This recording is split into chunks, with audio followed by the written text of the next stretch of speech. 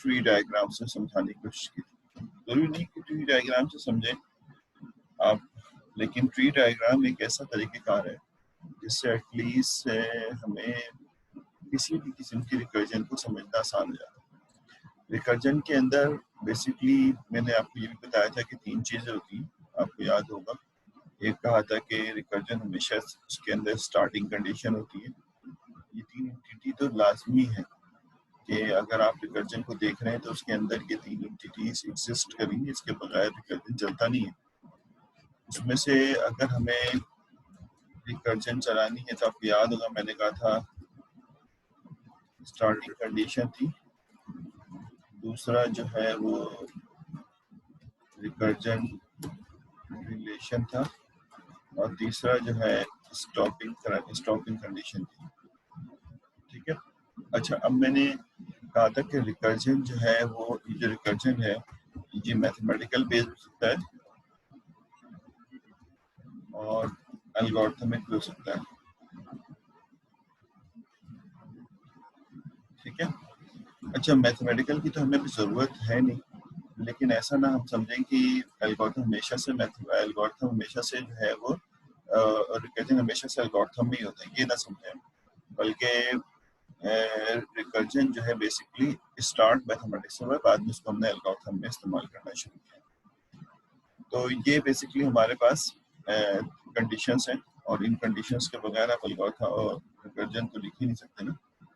अब जब भी आप, अभी तो आपने अपना खुद रिकर्जन तो बनाया नहीं है, लेकिन जब भी आपने रिकर्जन बनाएंगे तो उसमें भी ये 3 चीज़ें जो सोचेंगे या किसी रिकर्जन को एनालाइज करेंगे तो ये 3 चीज़ें उसमें ज़रूर सोचेंगे। आपको याद होगा कि मैंने लास्ट क्लास में रिकर्जन के कुछ फार्मूलाज या कुछ एल्गोरिथम्स लिखे थे, मैथमेटिकल भी और नॉन मैथमेटिकल भी। तो उसमें से एक एल्गोरिथम मैंने लिखा था इस तरह से कि ए ऑफ एन, ठीक है, और कहा था कि इसका रनिंग के जिस तरह से है कि अगर एन जो है वो ग्रेटर हो 0 से कर लो या इक्वल लगा लो तो 1 से कर लो। ठीक। और फिर मैंने कहा था कि इसके अंदर 2 जॉब्स हो रही हैं कि अगर 0 से बड़ा होगा तो कुछ इस तरह चलेगा कि ए ऑफ एन माइनस 1, ठीक है, और उसके बाद इसकी दूसरी जॉब है प्रिंट ऑफ एन। देखो हमने ये कोई एल्गोरिथम किसी बहुत इम्पोर्टेंट मकसद के लिए यहाँ पे हमने कहा था इसको एंड इफ कर दो और उसके बाद यहाँ पे ए को भी बंद कर दो। ठीक है। ये एक छोटा सा एल्गोरिथम हमने लिखा था और हमने ये सोचा था कि अभी हमारा मकसद ये था कि ये कोई बहुत हाई फाई किस्म का एल्गोरिथम नहीं, बल्कि अपने जनरलाइज एल्गोरिथम को समझने के लिए एक एल्गोरिथम मैंने यहाँ पे लिखा है। ठीक है मोहम्मद हुज़ैफा साहब। तो अब आपने जब ये एल्गोरिथम लिखा है तो इसको इस ज़ाहिर तो लिख लिया, आपको पता अच्छे किसी भी प्रोग्रामिंग लैंग्वेज में एज इट इज लिख दोगे ना उसके सिंटैक्स को इस्तेमाल करके तो इसका आउटपुट तुम्हें वो दे देगा। ठीक है, यानी पाइथन में कर रहे हो तो पाइथन में इसका सिंटैक्स इस्तेमाल करके लिख लो, अगर तुम सी शार्प में कर रहे हो तो सी शार्प। अब सवाल ये है कि मैं लिख तो लूँ लेकिन मुझे ये भी तो पता हो कि इसका आउटपुट क्या होगा।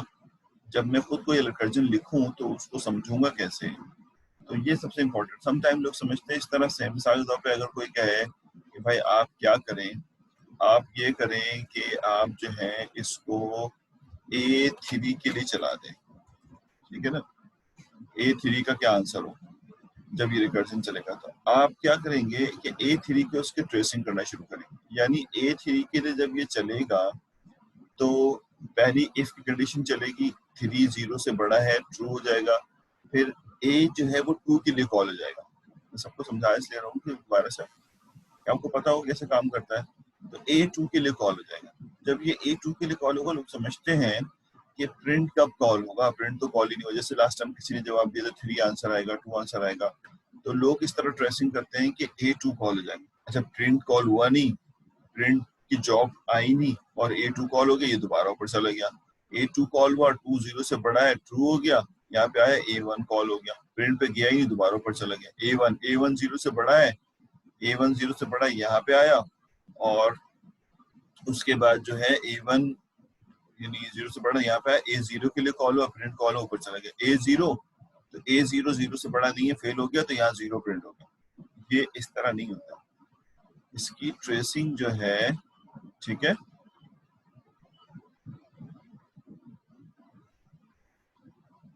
यही तो मैं बता रहा हूँ, शायद देर से लॉग इन हुए साथ, ये लास्ट क्लास में नहीं थे। तो इसकी ट्रेसिंग जो है, ये लास्ट क्लास का जॉब है, हम कर चुके हैं, मैं सिर्फ रिवीजन करा लूँ स्टूडेंट की कमी की वजह से। इसकी ट्रेसिंग जो है इस तरह से होती है, ये जो तरीका मैंने बताया है ये गलत है। जब A3 कॉल होगा तो A3 का मतलब ये हुआ,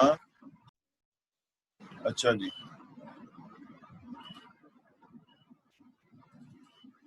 यार नेट पे इतना लोड है ना, स्कूल के बच्चे भी क्लास ले रहे हैं और मैं अपनी क्लास ले रहा हूँ। अच्छा खैर, तो मिट गया,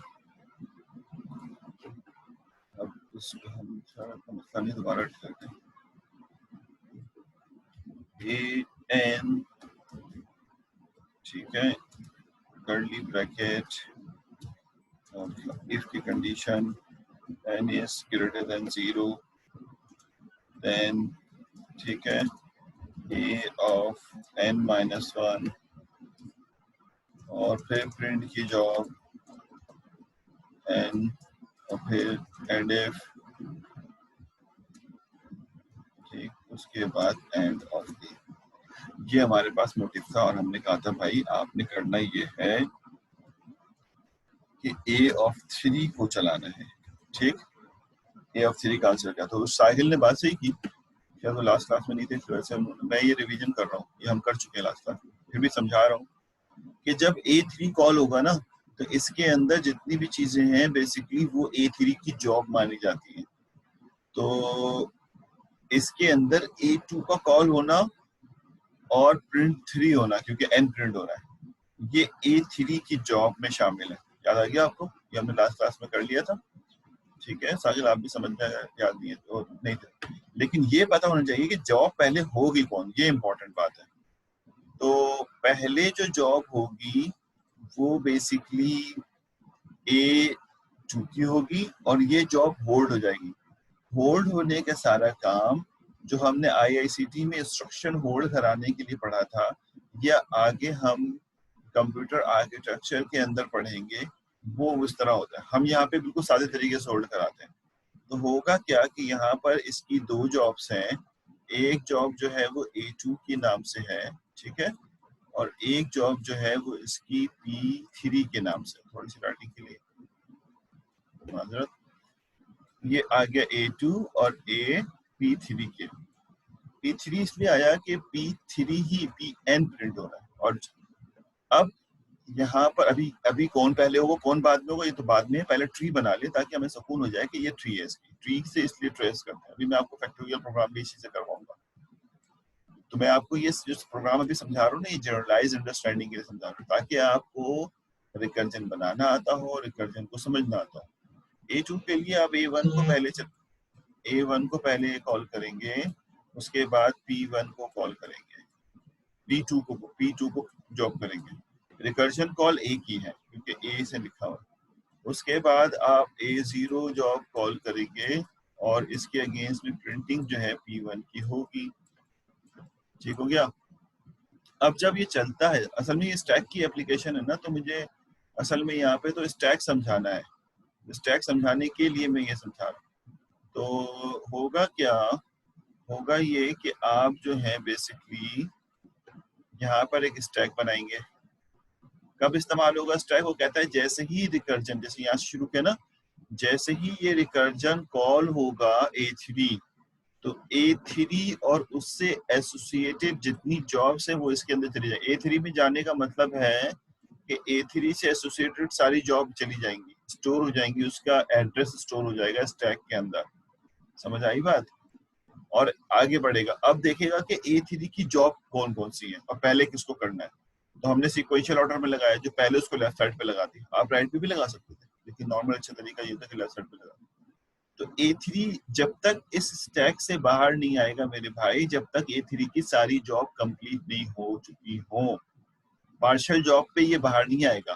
तो A3 की पहली जॉब खुद है और इसकी दो जॉब्स हैं, A2 AP3, और जब ये आगे बढ़ेगा तो कहेगा चलो A3 की पहली जॉब A2 को सॉल्व करो, तो A2 को सॉल्व करने जब जाएगा तो A2 बिल्कुल ऐसे ही है जैसे A3, तो A2 की भी 2 जॉब है, तो कहेगा पहली जॉब A1 को कॉल करना है, दूसरी जॉब प्रिंटिंग है, तो हम कहेंगे जब तक A2 पूरा ना सॉल्व हो जाए उसको स्टैक से बाहर नहीं निकालना। इसको बाहर निकालने का मतलब ये होता है कि हम इसकी इंस्ट्रक्शंस को स्टोर कर देते हैं और याद रखते हैं। स्टैक में से करते हैं कि A2 सॉल्व होगा तो A3 सॉल्व होगा ना, तो A2 की जॉब जब तक पूरी सॉल्व नहीं होगी A3 सॉल्व नहीं हो सकता। A2 को सॉल्व करना है तो A2 की जॉब सॉल्व करने के लिए हमने उसको इस पे डाल दिया और कहा है कि जाओ तुम उसकी जॉब सॉल्व करने जाओ। जब इसकी जॉब सॉल्व करने, इसकी भी 2 जॉब्स है क्योंकि ये सिमिलर A2 A3 है, और A1 जब कॉल होगा तो इसकी भी 2 जॉब है, तो इसको भी फौरन हम स्टैक में डाल देंगे। और ये एग्जाम में आएगा भाई इस तरह से आपको ट्रेसिंग करना, तो आप ये ध्यान में रखिएगा। A1 को हम भी डाल देंगे और इसको कहेंगे जाओ तुम A1 की जॉब परफॉर्म करो। A1 की जॉब जब परफॉर्म करने जाएंगे तो A0 कॉल हो जाएगी। A1 की भी 2 जॉब है। A0 जब कॉल होगा, मैंने कहा था कॉल तो इसमें होना ही होना है, ये भी जाएगा इसके अंदर, लेकिन इसकी कोई जॉब नहीं है और ना ही इसको कुछ करना है। जब इसकी कोई जॉब ना हो, ना ही यहाँ लिखा है कि अगर A0 आ जाए तो क्या रिटर्न करो, कुछ नहीं लिखा हुआ, तो इसका मतलब है ये बेसिकली नल एंड वाइड करके बाहर निकल जाएगा। देखो जब इस तरह से मैं घुमाता हूँ ना, इसका मतलब है ये जो रिकर्जन कॉल है ये अब दोबारा से रीड नहीं होगा, यानी नीचे की तरफ आया, हिट हुआ है और अब इससे वापस होके जा रहा है। इससे वापस होके जाने का मतलब ये होता है कि इसको दोबारा रीड नहीं करेगा, यानी इससे मुंसलिक सारी जॉब परफॉर्म होगी। वो केस से मुंसलिक कोई जॉब थी नहीं, तो इनसे मुंसलिक सारी जॉब जब परफॉर्म हो गई तो उसको स्टैक से बाहर निकाल देंगे। तो यानी A0 इस वाले रिकर्जन कॉल का कोई मकसद था नहीं, लेकिन इसको ब्रेक करने के लिए इस्तेमाल किया। फिर A1 के पास आए, A1 की सारी जॉब नहीं हुई, A1 की एक जॉब A0 परफॉर्म हो गई है और इसकी दूसरी जॉब की तरफ जा रहे हैं। देखो तभी top of the stack A1 है, ठीक है, और दूसरी जॉब ये है कि प्रिंट कर दो 1, तो इसका मतलब पहला चीज 1 प्रिंट हो जाएगा, पहली चीज क्या प्रिंट हो जाएगी, 1 प्रिंट हो जाएगी, राइट। फिर हम यहाँ से होके ऊपर जाएंगे और A1 के पास जाएंगे। अब A1 की दोनों जॉब प्रिंट हो चुकी हैं, दोनों जॉब परफॉर्म, और A1 से हम ऐसे बाहर निकल रहे हैं कि अब इसके पास दोबारा नहीं आएंगे, तो A1 को स्टैक से बाहर निकाल देंगे और A2 को हिट करेंगे। देखिए A2 की लेफ्ट साइड पे जो जॉब है, काफी बड़ा ट्री है, वो सॉल्व हो चुका है, ठीक है, लेकिन राइट साइड पे जो चीज मौजूद, और इसी की वजह से A2 की लेफ्ट ट्री की वजह से ही तो 1 प्रिंट हुआ है। लेफ्ट ट्री में A1 था, उसकी वजह से 1 प्रिंट हो गया। अब इसकी राइट ट्री की तरफ जा रहे हैं, राइट ट्री में P2 लिखा हुआ है, तो P2 का मतलब है प्रिंटिंग 2 हो जाएगा और क्या क्या जॉब है, इसकी जॉब परफॉर्म करो, ठीक है, तो इसकी जॉब परफॉर्म हो गई। और अब जब A2 से बाहर निकल रहे हैं तो आप देख रहे होंगे A2 से फाइनलाइज बाहर निकल रहे हैं, बिल्कुल फाइनल को बाहर निकल रहे हैं, तो A2 का अब स्टैक में कोई काम नहीं, बाहर निकाल दिया। तो A3 की लेफ्ट साइड पे बहुत बड़ी सब ट्री थी, उसको सॉल्व किया, तो उसको सॉल्व करने से ही तो 1 2 आया, लेफ्ट जॉब परफॉर्म हो गई। इसकी राइट जॉब परफॉर्म करने के लिए गए, राइट जॉब परफॉर्म कर P3, तो इसका मतलब है प्रिंटिंग 3 हो जाएगी। और यहाँ से ये फाइनली जब बाहर निकल रहा होगा तो कहेगा स्टैक को खाली कर दो, स्टैक खाली होकर बाहर चलेगा। ये इस छोटे से एल्गोरिथम को चलाने के लिए ये पूरा मैकेनिज्म कंपाइलर चलाता है। आपको तो नजर ही नहीं आ रहा, आपने कहा लोग कंट्रोल F9, कंपाइलर की जो है वो मुश्किलात में आ गई। कंपाइलर पहले स्टैक बनाता है, रिकर्जन कॉल की इंस्ट्रक्शन को सोल्व करता है, जो पहले होता है उसको पहले सॉल्व करता है और ये सॉल्व होकर रिजल्ट मिलता है, ठीक है ना। हमने ये कहा था कि आप क्या करेंगे, ट्रेसिंग एग्जाम में आ सकता है, इट्स वेरी इंटरेस्टिंग, और आपको इसी तरह समझना है, आगे DAA में भी ऐसे समझाया जाएगा। आपने क्या करना है, आपने, मैंने कहा था कि अगर मैं इसको चेंज कर दूं और कुछ इस तरह लिख दूं, आपको याद होगा मैंने ये कहा था कि जरूर कीजिएगा कि अगर हम यूं लिख दें कि N की जॉब है, ठीक है, और हमने चलाई, अगर N ग्रेटर देन 0 है तो चले, और चले ये कि प्रिंट पहले हो और प्रिंट N हो और उसके बाद जो है वो AN-1 हो। ये मैं अभी बहुत आसान सी जॉब करा रहा हूँ, उसकी वजह ये कि आप सीख लें जनरलाइज मेथड, एंड इफ, और बाद में यहाँ पे A को एक्सेप्ट करते हैं। इसमें और इस दूसरे एल्गोरिथम में क्या फर्क है, ये जो लिखा है इस एल्गोरिथम में और ये जो लिखा है इस एल्गोरिथम में, क्या वाज़ेह फर्क है, तो आप कहेंगे बहुत वाज़ेह फर्क है कि इसमें प्रिंटिंग जॉब पहले हो रही है और रिकर्जन कॉल बाद में हो रहा है। इसका उल्टा कर दो, प्रिंटिंग इस तरफ आ जाएगा, रिकर्जन इस तरफ आ जाएगा। हमारी मतलब हम लोग नॉर्मली लेफ्ट साइड, ये कोई फर्ज नहीं है। आप कहें कि भाई मैं तो राइट साइड पे पहले चलाऊंगा, तो आप राइट साइड चलें, लेकिन जो जॉब पहले है उसको फिर आप बताएं कि राइट साइड से चलेगी। ठीक है, तो अभी हमारी जॉब लेफ्ट वाली हम पहले चला रहे हैं क्योंकि ये पहली जॉब है। यहाँ पे भी हमारी पहली जॉब प्रिंटिंग है, तो हम उसको लेफ्ट पे बनाएंगे। मैं बना चुका हूँ लास्ट। क्या प्रिंट होगा भाई, आप बता चुके थे आंसर इसका। इसका प्रिंट, अब इसका प्रिंटिंग जो है वो होगा 3, 2, 1। ठीक हो गया। कोई कहेगा भाई 3, 2, 1 प्रिंट करो, तो आप कहेंगे ये प्रिंट करेंगे। रिकर्जन से करो, फॉर को लूप। रिकर्जन का एडवांटेज एल्गोरिथम में होता है कि कोई फॉर नहीं लगा हुआ होता, लेकिन फिर भी लूप होता है, तो 3, 2, 1 प्रिंट हो जाएगा। इसलिए लूप होने की वजह से कोई एक आंसर नहीं आएगा, कई आंसर आएंगे, तो 3, 2, 1 यहाँ पे प्रिंटिंग हो जाएगी। मेरे ख्याल ये समझ आ गया होगा, आसान चीज है। हम ये चीज अभी मैं इस तरह इसलिए पढ़ा रहा हूँ कि इससे आपको जनरलाइज समझ में आए। अब आप यहाँ पर इस जनरलाइज को उठाएं और इसको एक और मुसीबत में डालें और फिर बताएं क्या प्रिंटिंग का आंसर होगा। चलो डाल देते हैं। मिसाल के तौर पर मैं इसको क्लियर करता हूँ और मैं कहता हूँ कि मैं यहाँ पर एक और एल्गोरिथम लिख रहा हूँ, a ऑफ n। ठीक हो गया।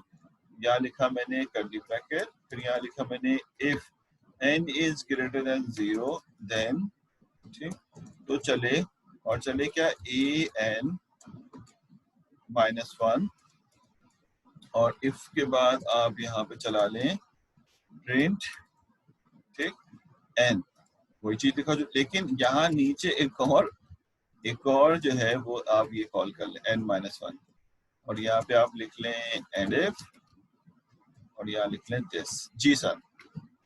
अब मैं तुक्के का सवाल पूछ रहा हूँ, मुझे नहीं पता कि आप जाहिर है इतनी जल्दी इसका आंसर नहीं दे पाएंगे, आई थिंक सो, आपको थोड़ी मेहनत करनी पड़ेगी। साइड में से कर लेके मैं इसकी ट्री बनाऊंगा। आप ये बताइए मेरे भाई कि अगर मैं यहाँ पर a ऑफ 3 के लिए मैं जॉब कॉल करता हूँ तो क्या आंसर प्रिंट होगा? आपसे पूछ रहा हूँ मैं। तुक्के लगा दो, गलत बता दो, सही बता दो, तुक्के सही बता दो, समझ के सही बता दो, लेकिन आंसर जरूर बताओ सारे स्टूडेंट कि A3 का क्या प्रिंट होगा। अब सही है ना? पहले अच्छी तरह सोचो। इन्फिनिटी, अच्छी बात है। आंसर हो गलत हो उससे कोई फर्क नहीं पड़ता, आंसर होना चाहिए। मैं बता कर भी जाता हूँ फैसल का आंसर गलत है, इसकी कोई प्रिंटिंग होगी A3 की। अब क्या प्रिंट होगा? अब फाइज साहब आपका आंसर भी गलत है। 1, 2, 3 के लिए तो ये जॉब थी नहीं। 1, 2, 3 के लिए मैंने प्रिंट कराया था कि नीचे वाला रिकर्जन नहीं होगा, तो 1, 2, 3 प्रिंट होगा। ठीक है ना? तो इसका मतलब है ये भी गलत है। गलत है, कोई बात नहीं, अच्छा है कि आपने सोचा। अब 2 प्रिंटिंग जॉब है, एक 2 रिकर्जन जॉब है। एक रिकर्जन ये है, एक रिकर्जन जो है वो ये है। ये बहुत हद तक सही है लेकिन फिर भी गलत है। 1, 2, 3, 3, 2, 1 ये भी गलत है, ये भी गलत है। इसमें देख रहे हो कि मतलब मैं लॉजिक, 2 अलग अलग प्रिंट नहीं होंगे, एक ही लाइन में प्रिंट होगा बेटा। अहमद हसन हुसैन, जो भी प्रिंट करना है एक ही लाइन में प्रिंट करना है। तुम्हें अंदाजा हो रहा है कि पहली वाली, अगर मैं नीचे वाली जॉब 2, 1, 3, ये भी थोड़ा गलत है। देखो कोई मसला नहीं है, आपको मैं समझा रहा हूँ, लिखते जाओ तुम लोग अपने आंसर, लिखो, मैं समझाता भी जाता हूँ कि अगर मैं ये वाला, सॉरी, अगर ये वाला प्रिंटिंग जॉब हटा दूं और रिकर्जन हटा दूं आखिर वाला, तो क्या प्रिंट होगा? इससे प्रिंट होगा 1, 2, 3, है ना? जैसे अहमद ने चालाकी दिखाई है। अहमद हसन का आंसर काफी हद तक बेहतर नजर आ रहा है मुझे, उसने यही चालाकी दिखाई है, 1, 2, 3। ठीक है, और अगर मैं ऊपर वाला हटा दूं तो क्या प्रिंट होगा? 3, 2, 1। तो मुझे लगता है कि इसका प्रिंटिंग आंसर होगा 1, 2, 3, 2, 1। 3 एक दफा आना चाहिए क्योंकि वो मेन बीच में पहले जाएगा इंक्रीजिंग ऑर्डर में 1, 2, 3, फिर ऊपर वाले की वजह से, फिर नीचे वाले की वजह से। जो ऊपर वाला पार्ट हटा दे तो नीचे वाले की वजह से आपने देखा था प्रिंटिंग पहले भी थी, तो 3, 2, 1, तो 3 हो चुका है, तो 3, 2, 1। मुझे अभी मैं कंफर्म नहीं, लेकिन आपको मैं सिखाना क्या चाहता हूँ कि आपको इसका जनरलाइज प्रिंटिंग समझ में आता हो, इस तरह की कोई भी रिकर्जन हो तो उसमें आपको परेशानी ना हो। मैं ये समझना, भले इस एल्गोरिथम से ये नहीं समझाना चाह रहा कि ये वाला समझ में आ जाए, मैं एक बहुत स्पेसिफिक पैटर्न समझाना चाहता हूँ। देखो पहले वाले में मैंने समझाया जिसमें रिकर्जन पहले थी, प्रिंटिंग बाद में थी। प्रिंटिंग को कहते हैं जॉब बाद में थी, प्रिंटिंग जॉब बाद में थी। कॉल पहले था, प्रिंटिंग जॉब बाद में। दूसरे वाले में समझाया मैंने प्रिंटिंग जॉब पहले थी, रिकर्जन बाद में। अब मैं समझा रहा हूँ कि 2 रिकर्जन के बीच में एक प्रिंटिंग है। तो ये वो पैटर्न है जो अक्सर रिकर्जन कॉल में इस्तेमाल होते हैं। तो आपको जब ये याद हो जाएंगे तो आपको कभी, जैसे हमने बचपन में ABCD याद किया तो उसके बाद हमने रट्टा लगा लिया, अब हम कहीं भी इस्तेमाल होता है पता होता है, तो इस तरह ये रट्टा लगा लें कि अगर दो रिकर्जन के बीच में, आज मुश्किल दिन है जूम के लिए। अच्छा जी, फिर लिखना पड़ेगा, मजे है भाई। मैंने कहा था, इसको सेव कर लेंगे, a of n, ठीक है भाई, a of n, और if n is greater than 0, sorry equal आने की जरूरत नहीं, 0 कर दो then, ठीक है। हमने कहा कि पहले एक रिकर्जन कॉल हो, रिकर्जन हमेशा कम होगा ताकि रिकर्जन रिलेशन बने, फिर एक प्रिंटिंग जॉब हो n, और फिर एक सेम। अच्छा, रिकर्जन, तीसरा रिकर्जन सेम होना जरूरी नहीं है, यहाँ पे मैं n-2 भी लिख सकता हूँ, फिबोनाची सीरीज में ऐसा ही होता है, फिबोनाची सीरीज में n-2 है, लेकिन अभी हम इतनी मुश्किल में पढ़ना नहीं चाहते, तो नहीं पता कि हम फिबोनाची सीरीज को पढ़ पाएंगे, इस कोर्स में नहीं पढ़ पाएंगे, and recursion is very interesting ना, कि आपको समझ आ जाए। अच्छा जी, ये हमारे पास रिकर्जन आ गया और हम इस रिकर्जन को समझना चाहते हैं, ठीक हो गया। तो मैंने बताया कि हो सकता है कि इसका मुझे अभी, मैं भी जब तक ट्रेसिंग नहीं करूँगा छोड़ नहीं, लेकिन 2 1 2 3 2 और 1 2 3 2 1 आंसर होगा, 1 2 3 2 1, क्योंकि मैंने समझाने की कोशिश कर रही थी कि ऊपर वाले दो से मिलके 1 2 3 बनेगा और नीचे वाले दो से मिलके 3 2 1 बनेगा, 3 कॉमन है तो एक दफा लिख देंगे। तो इस असल मकसद तो ये है ना कि हम इसको जो है सही आंसर को प्रिडिक्ट करने के बजाय ट्रेस करें कि वाकई ही ये आंसर होगा। तो आइए इसकी ट्री बनाते हैं, सवाल ले लेते हैं जो सवाल की तरफ गए हैं।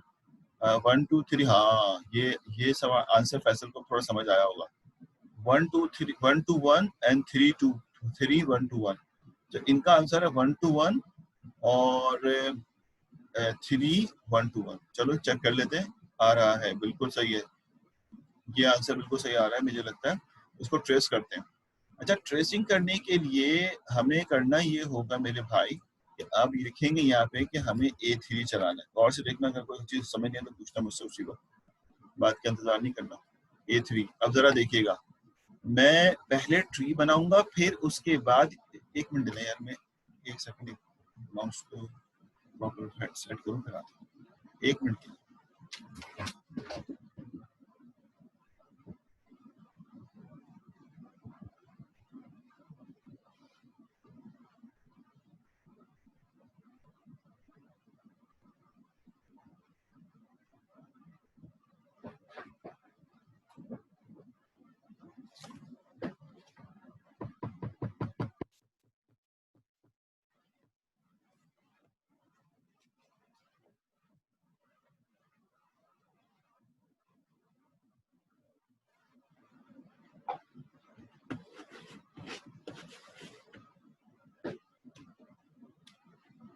अच्छा जी, ठीक है, तो अब मैं आपको ट्रेसिंग कराता हूँ। देखिए, पहले हम ट्री बनाएंगे, फिर उसके ऊपर ट्रेस करेंगे, उसको कहते हैं ट्रैवर्स करना। ट्री के ऊपर पहले ट्री से ही बना लें।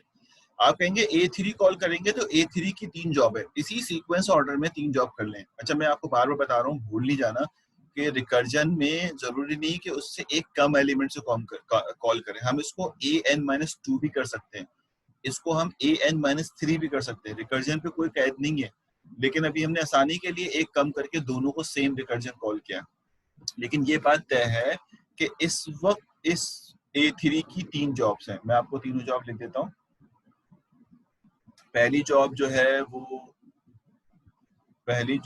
वो है A3 की जॉब आएगी A2, ठीक है, जो समझ नहीं आया पूछ लेना, थोड़ी राइटिंग इग्नोर कर देना। फिर एक जॉब है मिडिल में जो कि है प्रिंटिंग 3, फिर एक जॉब जो है वो राइट पे है, वो है अगेन A2, ठीक हो गया। यानी ये जॉब होनी है इसकी। अभी जब हम इसको ट्रेस करेंगे, इस पे ट्रैवर्स करेंगे तो बताऊंगा मैं कैसे होगा ये। अभी तो सिर्फ ट्री बना लो, एग्जाम में ट्री बनाने भी आ सकता है, ट्रैवर्स करनी भी आ सकता है, सारी चीज आ सकती है। फिर आप आगे बढ़ेंगे तो आप कहेंगे भाई इसकी भी 3 जॉब है A1, अब क्योंकि एक कम करेंगे तो A1, एक जॉब है इसकी P2 बीच में, और इसकी एक जॉब है A1 अगेन। बिल्कुल इग्नोर करना राइटिंग को। ठीक हो गया। फिर इसकी एक जॉब है अगेन, क्योंकि इसकी जॉब नहीं होती, ये प्रिंटिंग कांस्टेंट जॉब है, इसकी जॉब है A1। ठीक हो गया। इसकी एक और जॉब है P(2) और इसकी एक जॉब है A1 अगेन। ठीक है। अच्छा, A1 कॉल करेगा क्योंकि 1 0 से बड़ा है तो आएगा, और फिर यहाँ पे कॉल करेगा A0। ठीक हो गया। फिर कॉल करेगा P1, P1 के बाद कॉल करेगा A0। समझ में आ रहा है ना? ये ट्री जो डिजाइन हो रही है यही इसी के ऊपर ट्रेस करके हम प्रिंटिंग करेंगे, और जब ये कर करके ऐसे हमें आदत हो जाएगी कि हमें इसके बनाने की जरूरत नहीं पड़ेगी। इनिशियल समझाने के लिए तो बिल्कुल बेसिक से समझाया जाता है ना, इसलिए मैं उसको इस तरह समझा रहा हूँ। A0 P1 again A0। हमेशा ये होता है कि टकराव हो जाता है। अब इस तरफ वाले को बनाऊंगा टकराव हो जाएगा, इसको नीचे करके बना लेता हूँ। ठीक है। यहाँ पे आएगा A0, फिर P1 और फिर इसका भी A0। ठीक हो गया। इसका क्या रिजल्ट आएगा? इसका आएगा अगेन A0 Pn यानी P1 और फिर A0। ठीक हो गया। ये तो हमारी ट्री है जो हमने बना ली। अब इसको अगर हम ट्रेसिंग करते हैं कि इसका रिजल्ट क्या होगा, तो आपको पता है कि इसके लिए एक स्टैक कंपाइलर ने बनाया होगा। कंपाइलर फौरन इसके लिए एक स्टैक बना देगा। एक इंटरेस्टिंग बात यह है कि जो स्टैक कंपाइलर बनाएगा, वो मैं जुमला जो कह रहा हूँ उसको सुनना गौर से, क्या कह रहा हूँ, ये बाद में इस्तेमाल हो जाएगा। जो स्टैक इसका बनेगा, इसमें जो A3 जब इसमें स्टोर होगा तो A3 की तो कॉल एक ही दफा है, लेकिन A2 की 2 दफा कॉल है, A1 की 4 दफा कॉल है, A0 की 8 दफा कॉल है। तो जिस डेप्थ में ट्री की जिस डेप्थ में जो है स्टैक में बार बार वही उसी जगह पे आएगा, कोई नई जगह नहीं लेगा। इस बात को मैं अभी समझाता हूँ थोड़ी देर में। पहले इसको ट्रेसिंग करना शुरू करते हैं। थोड़ा सा मसाइल तो आएंगे। आप कहेंगे सबसे पहले यहाँ से चलना शुरू किया और A3 को हमने जो है वो रीच किया। जी सर, सारे स्टूडेंट 12 स्टूडेंट है, 12 के 12 स्टूडेंट A3 कॉल किया। A3 की 3 जॉब है ना, तीनों जॉब एक साथ तो नहीं कर सकता, तो वो कहेगा A3 को यहाँ स्टोर कर दो। A3 को क्या कर दो? A3 को स्टोर कर दो, और इसकी जो पहली जॉब है उसकी तरफ चले जाओ। तो पहली जॉब हमारे हिसाब से ये वाली है, हम यहाँ से भी चला सकते हैं, लेकिन क्योंकि इस वक्त पहली जॉब ये वाली हमने इसको माना हुआ है, तो पहली जॉब ये वाली, उसकी तरफ भेज दिया इसके ट्रैवर्स को। A3 स्टोर, अब स्टूडेंट समझता है सर A3 को स्टोर किया, ये दोनों कहाँ है यार? मतलब ये होता है A3 को स्टोर करने का मतलब ये होता है कि इससे एसोसिएटेड जितनी इंस्ट्रक्शन है वो स्टोर हो गई, और उनमें से पहली इंस्ट्रक्शन को एग्जीक्यूट करने जा रहा हूँ। मेरा ख्याल ये बात समझ में आती होगी। ठीक है। और ये सारा गेम जो है वो कंप्यूटर आर्किटेक्चर का है कि कंप्यूटर की इंस्ट्रक्शन किस तरह एग्जीक्यूट होती है, वो हमें अगर अच्छी तरह समझ में आ जाती है IICT में, तो ये भी समझ में आ जाती कि इंस्ट्रक्शन पॉइंटर किस तरह से हैंडल होता है। खैर, A3 स्टोर करने का मतलब है इसके साथ एसोसिएटेड जॉब स्टोर हो गई। ठीक हो गया। और उसमें पहली जॉब परफॉर्म करने जा रहा है, पहली दफा पहली जॉब ही करेगा, तो ये पहली जॉब है, इसको करने जा रहा है, ये रहा करने जा रहा है, ट्रेसिंग कर रहा हूँ मैं। A2 कॉल हो गया, A2 की भी 3 जॉब्स हैं, तो तीनों को साथ तो नहीं कर सकेगा ना, तो यहाँ पे कहेगा A2 को स्टोर कर दो। A2 यहाँ स्टोर हो जाएगा स्टैक में, और इसकी पहली जॉब करने जाएगा। इसकी पहली जॉब करने जाएगा तो A1। ठीक है। A1 यानी इन दोनों को स्टोर कर रहा है और इसको बार बार सॉल्व कर रहा है। हमारे नजरिए के मुताबिक अगर देखा जाए तो ये दोनों स्टोर हो जाती हैं और ये सॉल्व होने चले जाते हैं। A1, तो A1 फिर कॉल होगा क्योंकि A1 की 3 जॉब है, तो A1 यहाँ पे कॉल होगा। तो हमने कहा A1, और A1 से फिर हम यहाँ पे आए और यहाँ से हम A0। अच्छा, जो रिकर्सिव कॉल है उसने स्टैक में तो आना ही आना है, उसके बाद तय होना है कि इसकी कोई जॉब है या नहीं है। A0 और इसकी जो जॉब है कोई नहीं है। इसका मकसद सिर्फ और सिर्फ इक्वल्ट करना है। ये जो यहाँ लिखा हुआ है कि अगर n 0 से बड़ा हो तो बाहर आ जाओ, तो n 0 से बड़ा नहीं है तो बाहर आ गया, क्योंकि यहाँ से फाइनली बाहर निकल रहा है, तो A0 यहाँ से कट होके बाहर निकल जाए। ठीक हो गया। और क्योंकि ये फाइनली A0 से बाहर आ गया। मैं सवाल भी देख लेता हूँ बाकी साथ साथ। सर अटेंडेंस लगा दीजिएगा प्लीज, मेरी तरफ 10 बजे लाइट जाएगी तो सिर्फ प्लीज। अरे तुम लोग थोड़ा सा खर्चा कर लो रेयान भाई, मोबाइल पे ले लो किसी तरह बैठ के, उसके थ्रू क्या नाम है, डेटा के थ्रू, अपनी पॉकेट मनी से कुछ। इतनी इम्पोर्टेंट आखिरी क्लास चल रही है, मोबाइल चार्ज करके रखते रात भर। सर ये किस ऑर्डर में ट्रैवर्स कर रहे, ये कहलाता है pre order, pre order tree, left side से, ठीक है, पहले लास्ट को पढ़ता है। तो ये अभी हम ट्री में पढ़ेंगे और वहां पे भी एल्गोरिथम लिखेंगे। तो ये प्री ऑर्डर है फैसल भाई। अटेंडेंस मेरी नजर में इतना इम्पोर्टेंट नहीं होता रेयान जितना इम्पोर्टेंट। हाँ तो खरीद के रखो, रात में जानवर खरीद कर ले आते हो जब रातों वक्त जागते हो, ये भी खरीद के रखो अपने पास स्टोर करके, सुबह क्लास है। अच्छा है नहीं आओ, ये यहाँ से चला और प्री ऑर्डर में कर रहा है इसको, जो हम कहते हैं लास्ट वाले देखो, A3 पहले सॉल्व नहीं हुआ, पहले सॉल्व हुआ A0, इसको कहते हैं प्री ऑर्डर, यानी डेप्थ में जाके पहले सॉल्व करते हैं। अभी हम उसको पढ़ेंगे आगे। अच्छा जी, A0 हटा दिया, A0 की जॉब नहीं, A1 के पास आया। देखो A1 के पास आने का मकसद ये था कि अब top of the stack A1 है और A1 से इसने कहा कि तुम्हारे पास 2 जॉब है A1 के पास। पहली जॉब, अब एक जॉब कर ली इसने, निपटा दी, अब इसकी दूसरी जॉब के पास जा रहा है। दूसरी जॉब जो है वो प्रिंटिंग ऑफ P1 है, इसका मतलब पहला एलिमेंट 1 प्रिंट हो जाएगा, पहला एलिमेंट 1 प्रिंट हो जाएगा, जो बेसिकली A1 के डायरेक्ट सुपरविजन में है।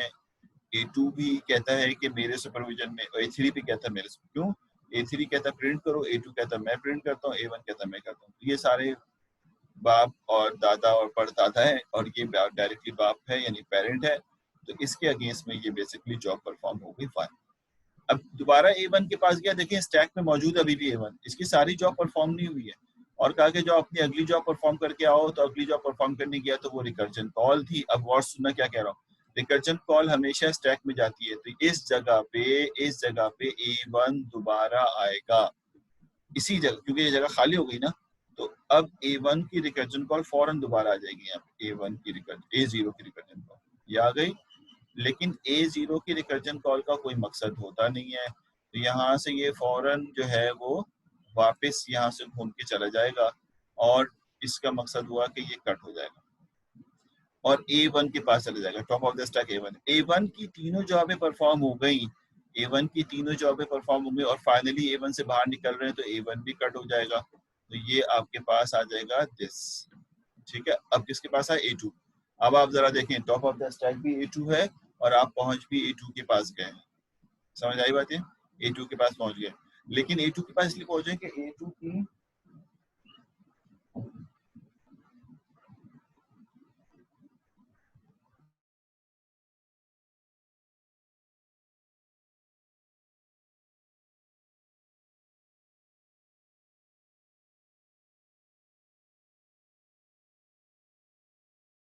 अरे मेरे भाई, इसको मैं जरा स्टोर कर लूं, कंट्रोल दिस।